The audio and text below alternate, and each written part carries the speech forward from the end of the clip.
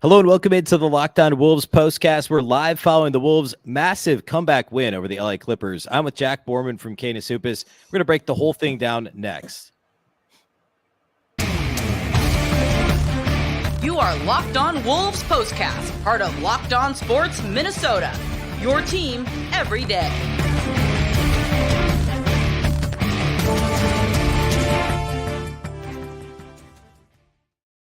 Hello and welcome into the Locked On Wolves postcast, part of the Locked On Podcast Network, your team every day. My name is Beecken. I'm the host of Locked On Wolves, subbing for Luke on the postcast tonight. I'm here with Jack Borman, editor-in-chief of Supis. We're going to break down Wolves Clippers.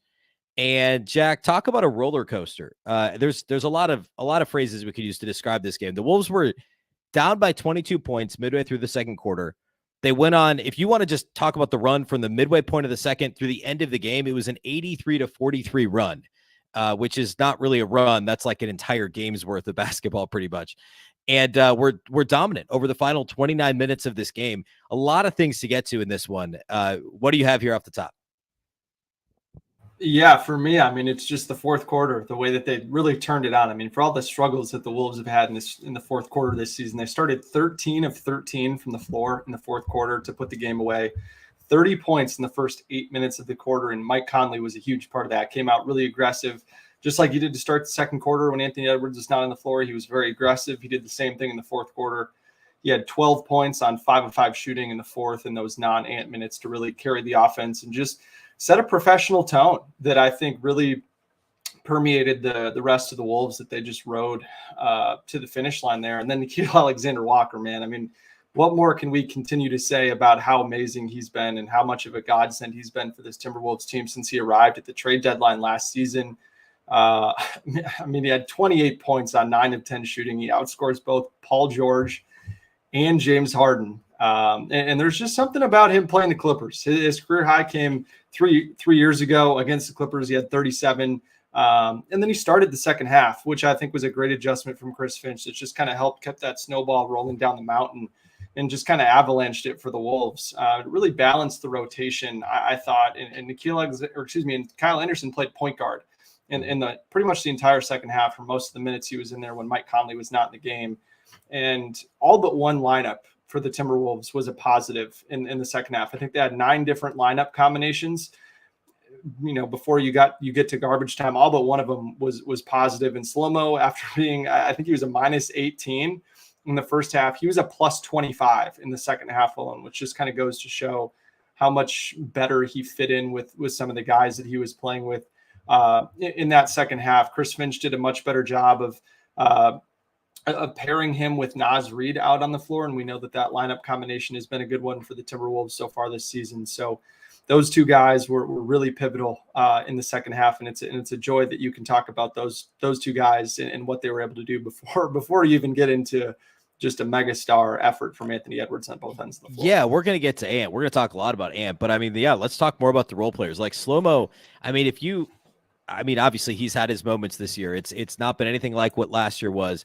And now with Cat out, he's going to play a little bit more at the 4, and we're going to see him do more of what he did last year positionally. And I think ultimately that's going to be a good thing. Now, the first half was not good for Kyle Anderson. And if you go back and look at Twitter and well, I guess anything about the Wolves, but especially Kyle Anderson for the first half, things changed quite a bit, and he had a much, much better second half, essentially running the offense, as you said. He was really good defensively, forced a couple of turnovers. Even Jaden McDaniels, who I know put up a goose egg in this game, and we can talk more about him, and part of the reason why Nickeil Alexander-Walker and Mike Conley, who we'll talk about too, were both so massive in this game. Jaden didn't score, but in the second half, he was much more locked in defensively. Like first half, he was bad on both ends. Second half, I felt like the entire team was more locked in on both ends, really, but especially defensively. And I mean, I would say a tale of two halves for both Jaden McDaniels and Kyle Anderson in terms of their defensive disruption level and like you said, what Kyle Anderson did offensively. I mean, like the headline here is obviously Ant, and then after that, it's Conley and it's Alexander Walker with their scoring. But why not talk about, I mean, like these unsung heroes in terms of Jaden McDaniels and defensively specifically, because the offer is not great, but then also, Kyle Anderson as well. Both of those guys much maligned in the first half and played much better in the second half. Yeah, I mean Kyle Anderson again. I said he played point guard. He had six assists. 6 of his 7 assists came after halftime, and he had 0 turnovers in the fourth quarter. So five of those 7 assists came in the fourth quarter. Had 0 turnovers. Did an awesome job of finding cutters all second half. And Kyle Anderson, was I think more important in a sense offensively in this game in the second half of things. And we saw in the first 3 games he was a really important defensive player in this matchup between these two teams. He spent a lot of time guarding Kawhi Leonard, and he did a really admirable job. Yep. And I think without having Karl Anthony Towns in the game, shifted around some of the defensive matchups. We can get into that a little bit later, but it just kind of put him in an odd spot defensively tonight. And then he made up for it on the offensive end with the way that he was able, to provide 10 additional points too. I think that's a really big thing. Anytime Kyle Anderson scores, he has a knack for scoring in these kind of weird moments that really kind of stem the tide that opponents have, which was really important. And then Jaden McDaniels, I think too, the starting Nickeil Alexander-Walker really allowed him to get into James Harden and pick and roll, and didn't allow him much space to work with and much space to operate. I think you saw when Mike Conley guarded him, especially in the first 3 games, Harden did a great job of kind of getting downhill, sneaking in pick and roll, had a lot of space, and was really effective in that mid-range area. And Nickeil completely took that away in the second half. And that allowed Jaden McDaniels to switch on to Paul George. And he just completely shut down Paul George. I mean, Paul George got to the free throw line 10 times. He only had 5 field goal makes in this game.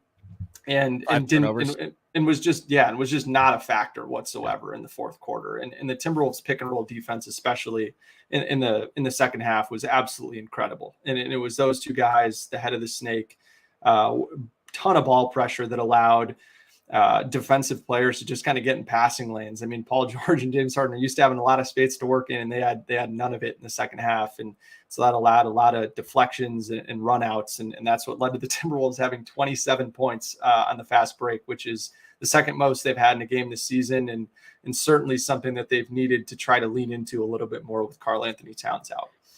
Yeah, the Clippers came into this game as a top 5 offense, and obviously the Wolves shut them down, last week when they played them in that 1-point loss. And I mean, the Clippers are still still a top 5 offense, and they only scored 37 points in the second half of this game. I mean, to your point, like that pick and roll defense in the second half was incredible. Obviously, not having Kawhi Leonard matters, but we could play that game all day with no Karl Anthony Towns. But Paul George, just 11 field goal attempts, got to the line 10 times, turned it over 5 times. James Harden did basically nothing against the Wolves the last time they faced the Clippers, and has had a bad year facing the Timberwolves. He started out not hot, but decent early in this game, scored a little bit as the Clippers built that lead in the first quarter, but finished with just 12 points on 10 shots. So, I mean, and everyone else, like no one else had more than 11 points for the Clippers. And that was, Timberwolves killer, and I guess everybody killer this year, Norman Powell. And he only attempted 2 3-pointers in this game. And I believe they were both in the first half. I mean, the Wolves did such a good job in pick and roll in the second half that they were just flying around. They were contesting shots on the perimeter. And I was a little worried, even though the Wolves were up double figures when Rudy left the game in the fourth quarter.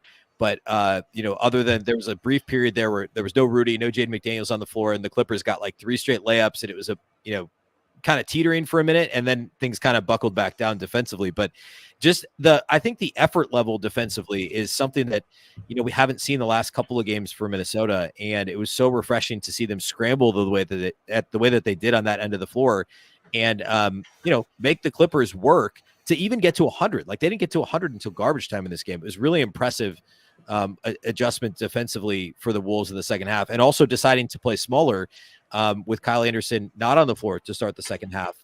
Well, I guess technically he was because of the Ant stuff, but altering the lineup so that they were playing smaller.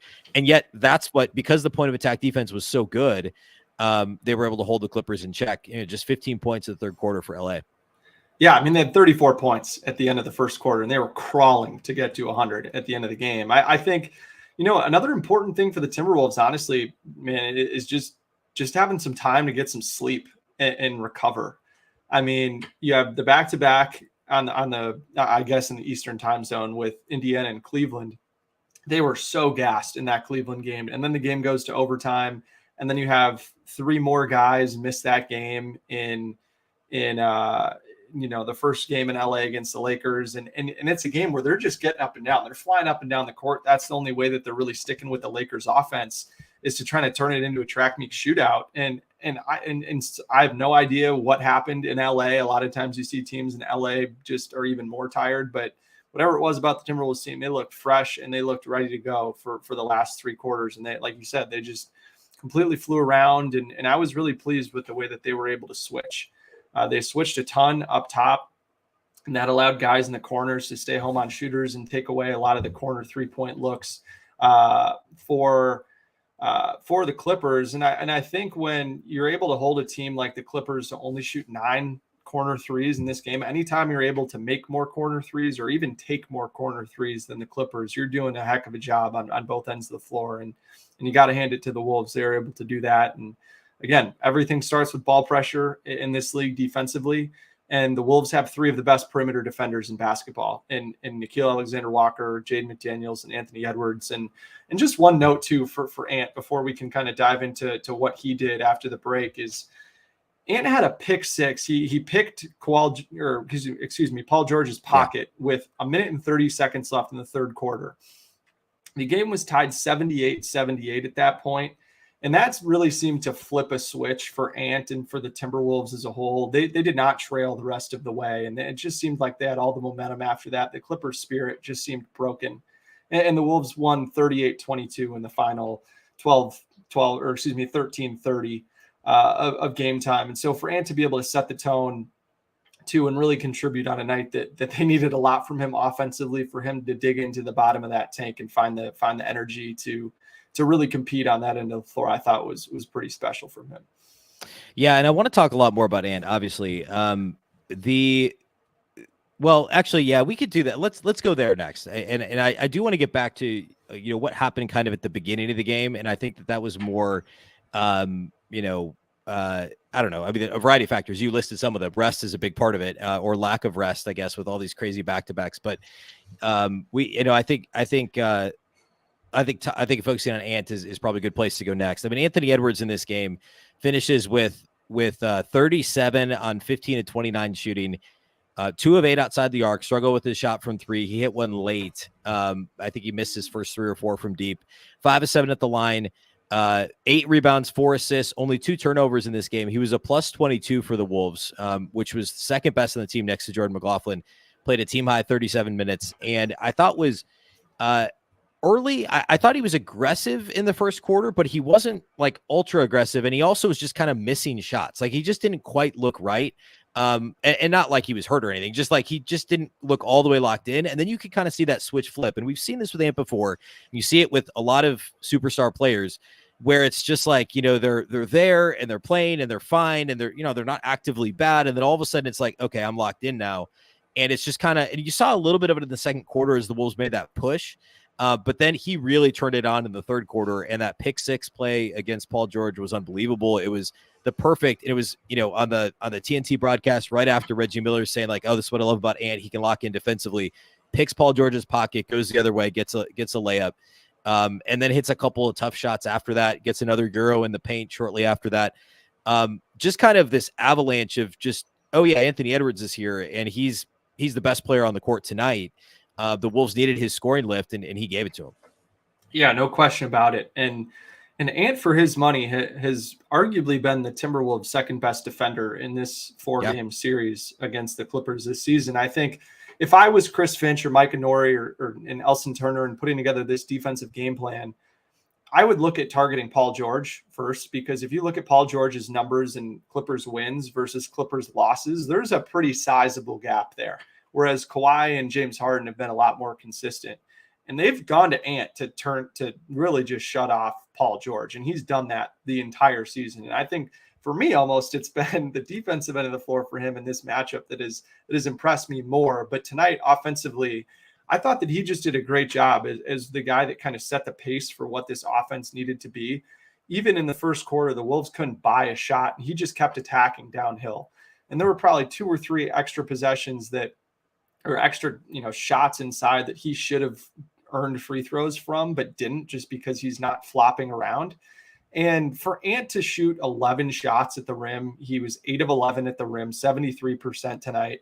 And then, even in the mid-range was still efficient. He was 5 of 10 in the mid-range. And I thought they were all pretty good shots. There weren't any shots that Ant really took where you're like, man, what is that shot? And two of the threes that he made were huge momentum shifting 3-pointers that were really important in just continuing the Wolves momentum that he then did a great job of kind of pump faking and getting a defender up in the air before he got 2 feet in the paint and started kicking the ball out. And that really generated a lot of the perimeter ball movement that we saw that created so many wide open 3-point looks for Nickeil Alexander-Walker, for Naz Reid, for Jaden McDaniels, even though he didn't make any of them and can't throw the ball in the ocean right now. And Nickeil Alexander-Walker, again, man, for him to shoot the ball from 3 the way that he did was just incredible. And I think he's a big time beneficiary of playing with Ant and being able to play off of Ant, and all the space that he creates for his teammates is just tremendous. And I think when Ant really controls the game in the half court, when he's coming around screens and is manipulating the defense, changing up the pace at which he's driving into the paint, changing up whether he's snaking around a screen or flying around a screen. And the other thing too is I think when he kind of mixes up how quickly he's getting into the paint, it slows down the defensive decision making and creates more indecision defensively, and I think allows him to do more of what he wants to do, whether he's setting out to create a corner 3-point look or get into the short mid-range for that little floater area or go right at a guy. And I think he's really learning some of those nuances of the game, in this more spaced out floor without Karl Anthony Towns, because they're running way more pick and roll than they were with Karl out there. And, it wouldn't be surprised to me if they started Nickeil Alexander-Walker kind of the rest of the way here, just to see if Ant can get going earlier on in the game. And you see more of Kyle Anderson playing point guard and Monte Morris maybe playing a little bit more off ball as a shooter in the corner is something that we could see more, just so we can open up more of that pick and roll playmaking for both Ant, and Kyle Anderson, who both were really important, both scoring and playmaking out of that action tonight. I think you're on mute. I am. Good call. Let's talk a little bit more about that here in a minute. I want to talk about lineups moving forward related, coming out of this game with that offensive punch that Alexander Walker, not like he's going to score 20 plus every night, but I do think we should talk about, what that could look like lineup wise here for the Wolves. We'll do that here next. Today's episode of the POSTCAST is brought to us by our friends over at BetterHelp. The show is sponsored by BetterHelp. Sometimes we all need the opportunity to get something off our chest. Big or small, certain things can really start to get to you. It's important to let that out, especially to someone who's unbiased on your life. So today I want to say how I really feel about something. You might even be thinking about the same thing this week. And if you're a Timberwolves fan, if you're watching this, if you're listening to it, you probably are. And it is concern over what might happen here with the officiating stuff moving forward. Not like the Wolves were getting, not like they weren't getting the short end of the stick before in a lot of cases, but now after the Rudy Gobert antics last Friday, we're going to talk about this on the Minnesota Basketball Party, Jack and I and others on Wednesday this week. So tune into that. Yeah, I mean, like, what's going to happen here moving forward as we get closer to the playoffs? Are refs going to hold us against the Wolves? Didn't seem like it in the Clippers game, but doesn't mean I'm not going to worry about it. And that may seem trivial. Certainly many of us have bigger problems than our favorite sports team. And, therapy looks different for everyone, but it's still important to get things off your chest every once in a while. If you're thinking of starting therapy, give BetterHelp a try. It's entirely online, designed to be flexible and suited to your schedule. Visit BetterHelp.com/LockedOnNBA to get 10% off your first month. That's BetterHelp, HELP.com/LockedOnNBA.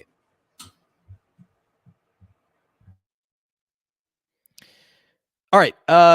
So Jack, right a minute ago, you alluded to you talked a little bit about the Wolves lineup and, just running more spread pick and roll, because without Karl Anthony Towns, there's just less, not like the Wolves were calling a ton of plays before, but there are more potential wrinkles. And obviously Cat's versatility is arguably he's the best combination of both efficiency and versatility of anyone the Wolves have. Karl Anthony Towns is. And so not having him on the floor changes what you're able to do offensively. And we saw on Sunday what that could look like without even having the gravity of Rudy Gobert on the floor. And that would be a massive issue. And of course, we should mention that Rudy left with what I think the team is calling a rib contusion after the game, is what I saw on Twitter. So, that's no idea what that means. Thankfully, the Wolves don't play for 3 days. Don't know what that means for Saturday in Utah, but something to keep an eye on. And again, we saw Sunday without Rudy's gravity, And without Karl Anthony Towns, this offense, which is already middle of the pack this season, it has to do a lot more work to get going. Kyle Anderson's more of that distributor, the playmaker. We saw that in the second half of this game, and he was very good at it in the second half. But starting next to Rudy Gobert, which we saw for 50-plus games last year when Towns was out with the calf injury, does that make sense with the way the rest of this roster, with how it shakes out? Or does it make more sense to, do what we saw in this game? Spread the floor with Nickeil Alexander-Walker. Monte Morris can essentially play the Mike Conley role once he gets healthy. And it just allows you to play a little bit smaller and still have the ability to be a little bit more versatile with Kyle Anderson. It's not like you can't still use him. It's just being a bit more judicious with those lineups that have two non-shooters on the floor at the same time, in my opinion. Yeah, and I think what's been problematic for the Timberwolves in those Gobert and Anderson minutes is that they've both been in the stretches that Mike Conley and Anthony Edwards have both been in the game for a good chunk of those minutes, and you want the ball in those two guys' hands, and so you have no choice but to play Kyle Anderson in the corner essentially, and that's just been cratering some of the spacing, right? And I think the more when Kyle is in the game, the more that you can have him on the ball or cutting from the slot or in the dunker with Nas as a 5 kind of flying around the perimeter, I think the more it just kind of balances out the rotation, balances out the floor, and really unlocks more of Anthony Edwards as a scorer getting downhill and more of Rudy Gobert's rim gravity. I don't think you're going to be able to see what we saw in Cleveland, which is them just completely ignore him with a second defender, another big defender, and just completely take away Rudy Gobert's rolling to the rim and ability to play above the rim on the lob. And I think the more that you get Kyle and Nas together, I think the more you're going to see that what we saw in Los Angeles on whatever, I can't even think about what day it is right now, on Monday night or Sunday night, whenever it was when they played the Lakers, is that, Nas just had a ton of space to work with out on the perimeter and did a great job of really playing downhill in that, kind of 5-out lineup that they like to throw out there. And I think the more that you can kind of do that, or at least do 4-round-1 with Anderson as a guy with the ball in his hands with that second unit, I think that just makes so much more sense to me in terms of how you can kind of optimize your two best scorers now that you have in Anthony Edwards and Naz Reid. And certainly we saw what it could do for Ant tonight. I think Naz just kind of struggled to find a rhythm scoring tonight because of the foul trouble and him having to be out of the game for such an extended period of time, for 12 minutes essentially of game time or whatever that ended up being. And I just think Kyle Anderson's way too important of a player to stick in the corner, at least offensively. And he's not really doing much for you without the ball in his hands offensively.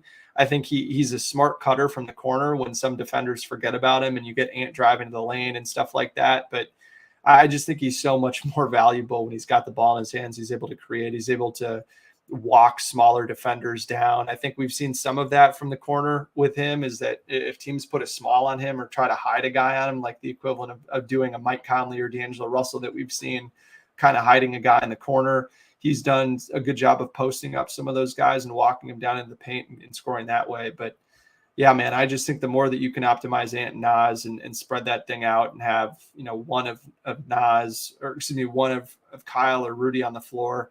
And if you have both of them on the floor, make Kyle Anderson the point guard like we saw tonight. I want to talk a little bit about Mike Conley too. I mean, he was huge in this game. We've mentioned him in passing a couple of times, but it was kind of quiet. He had a couple big threes when the Wolves were making that second quarter run, and then he hit a couple more late.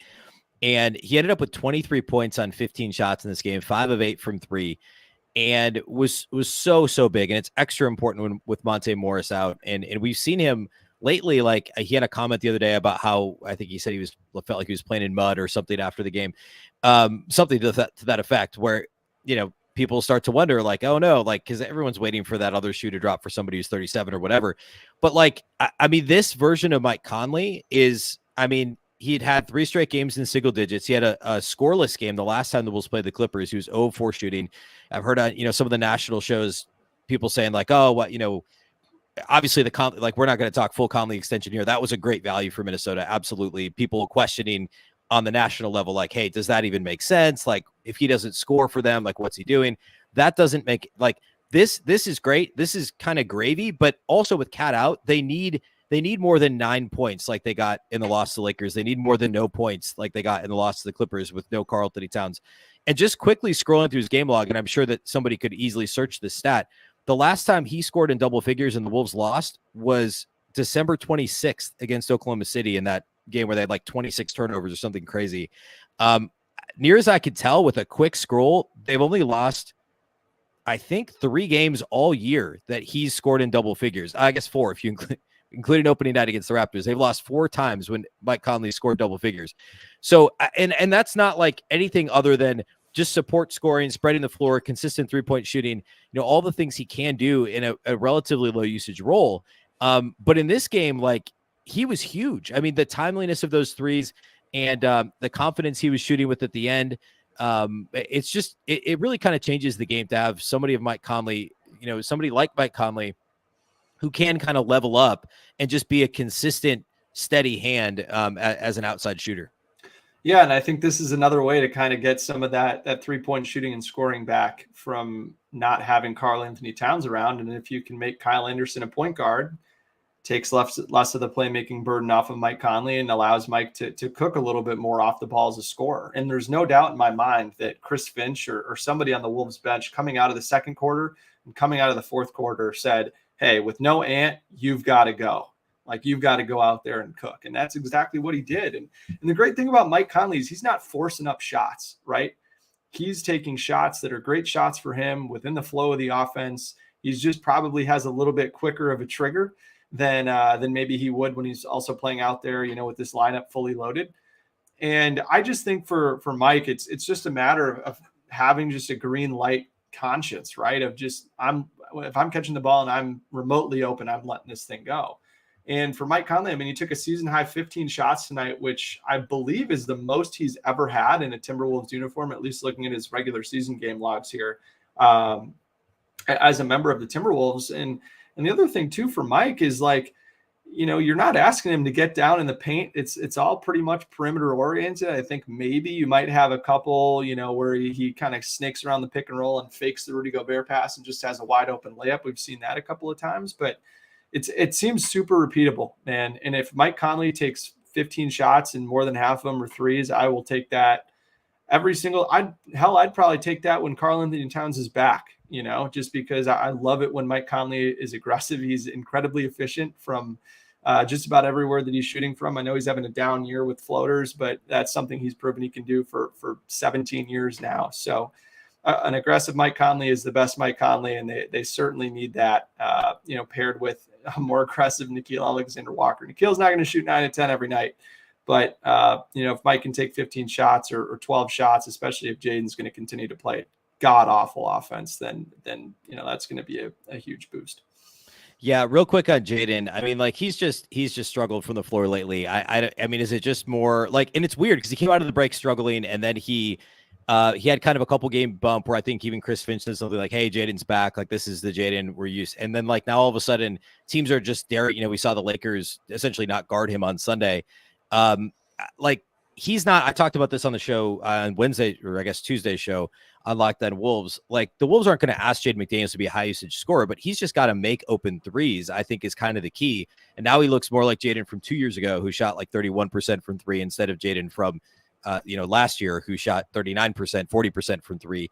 I mean, is it anything other than he's got to knock down open shots, and then from that point, the confidence kind of comes from there for him to do the other stuff? That's the biggest thing for me. I mean, he took 4 threes tonight. I think he took 5 threes the other night, and I would wager that all 9 of them registered as wide open threes. So nearest defender at least 6 feet away from him. And 2, I ran the numbers for this on March 7th, so that was almost a week ago. For just 2-man pairings that were with Karl Anthony Towns and how those players perform with Karl on the floor versus with Karl off the floor.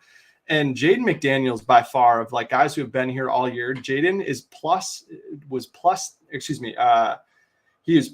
8.8 with Cat on the floor and minus 1.5 with Cat off the floor. Oh, wow. And him on the floor. So that plus 10.4 net differential, that on minus off with Karl is by 10 points per 100 possessions is like the most significant. So he's the guy who on paper was going to miss Karl the most in terms of 2-man lineups, and certainly is missing, just shots now, I guess, without Karl. But he's a guy who's really benefited from Carl's gravity, and Carl's done a great job of finding him for open shots as a cutter. Jaden's been really effective cutting off of Cat's post-ups. That's probably 4 or 6 easy points for Jaden every single game that he's missing right now. And it's, when that 3-point shot just doesn't have confidence, I don't think he's got confidence in any other part of his game, really.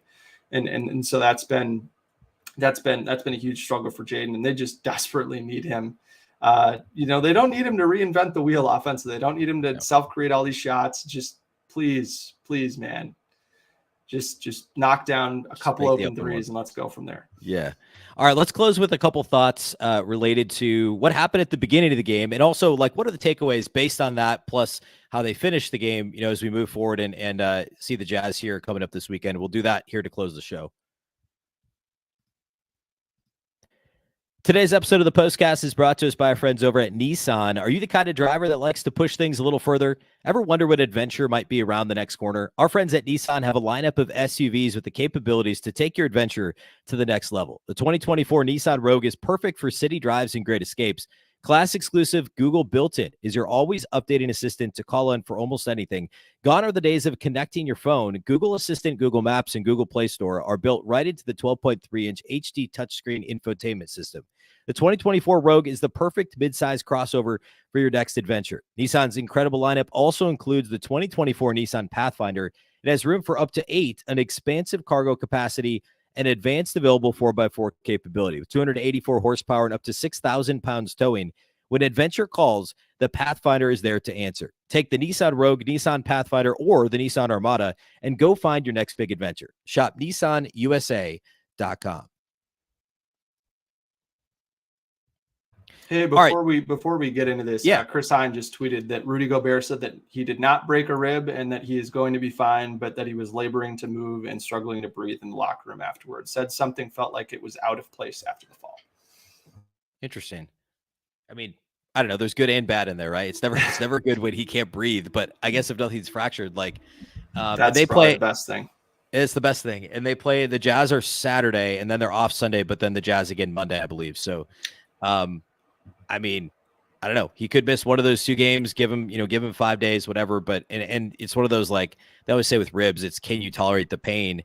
And who knows what 3 days off. I've never severely bruised a rib, but 3 days off hopefully is enough for him to, get back on the floor, I guess. And you'll think he'll want to play back in Utah for sure. Yeah, that's a good point. Yeah, that's true. They did say in the TNT broadcast he was the one Wolves player that wanted to get to Utah earlier. Everybody else wanted to stay in LA for the week.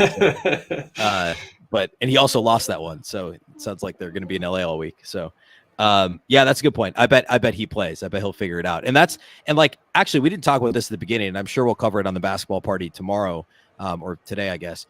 But this was a huge game from a tiebreaker perspective, and also I made the case on Tuesday's Locked On Wolves for why it's so big that the Wolves get up to first or second in the West, because if you're third, you're probably going to end up playing one of Phoenix, Sacramento, Dallas, maybe New Orleans. And I would say New Orleans, Phoenix, and Sacramento, in my opinion, are the 3 worst matchups for the Wolves in the playoffs.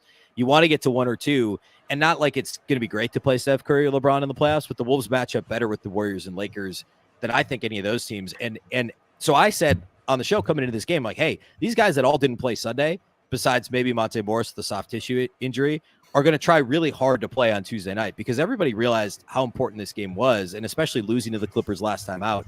This was an important game. And so I was a little surprised with how flat the Wolves came out, but I thought it was just more, they just looked flat. I don't know if there was anything Rudy didn't look quite right to start the game. Nas tweaked his ankle, Ant didn't really get going. We talked about that. It was really, they just missed some open shots. Defensively, they were, I would say, a step and a half slow, not just a step slow. And it took until midway through the second before they snapped back to it. And I don't know that it was anything specifically. We talked a little about the lineup adjustment that Finch made, but I don't know that there was anything other than just, from my perspective, missing open shots, getting beat on the defensive end of the floor. They actually offensive rebounded the ball well. They just didn't take advantage of second chance opportunities. I don't know that there's anything long-term other than paying attention to rotations with no Karl Anthony Towns and what Finch does with that I'd be concerned about. But they certainly just kind of came out flat. And then the lineup combination and just overall making shots when they were open, which sounds so simple, but that's really what a lot of it was as the game wore on. Yeah, I mean, they scored 21 points in the first quarter, and they were 1 of 9 from 3. The Timberwolves' offensive rating on first chances was 93 compared to a second chance offensive rating of 133. So they just really struggled in the half court to generate good shots. And I thought that their spacing was really awkward, I thought, and there was a lot of driving into crowds with guys just being in weird spots. And I think, again, it was just another thing where I loved the fact that Chris Finch was willing to play Kyle Anderson more with the bench guys and have him more as a handler. And I think in the second half, they just really got out and ran a lot more in the second half. And they started to turn the Clippers over a little bit in the second half, in the second quarter. And I think the more they're just able to play with pace and get into the offense earlier and maybe get a few cross matches and create some isolation opportunities for Ant to get an easy look or, collapse the defense and create a corner three. And I also thought they did a much better job of driving the baseline in the second quarter. I think this Timberwolves team is really good and creates a lot of great shots when they're able to get to the baseline and drive the baseline. And they did way more of that in the second quarter, which is certainly what you want and creates more of a scrambling situation defensively when you're able to kick the ball to the second side of the floor consistently. Yeah, definitely good to see the Wolves figure some of those things out as the game wore on. And, as we talked about, we'll be on Minnesota Basketball Party on Wednesday. So if you're listening to this on Locked On Wolves, the next episode in your feed, actually the next episode will be Locked On Wolves from Wednesday. But then you also get the Minnesota Basketball Party. If you're watching on Locked On Sports Minnesota, that show is going to go up mid-morning on Wednesday. Myself and Jack, Stam Ekstrom, Reggie Wilson from Care 11, and Ron Johnson of the Ron Johnson Show are going to talk Wolves basketball. Lots from this game, I'm sure, on that show as well. Of course, we go live after every single Wolves game on Locked On Sports Minnesota on YouTube. It's either Jack or Tyler from K to Supus, usually joining Luke Inman from Locked On Minnesota.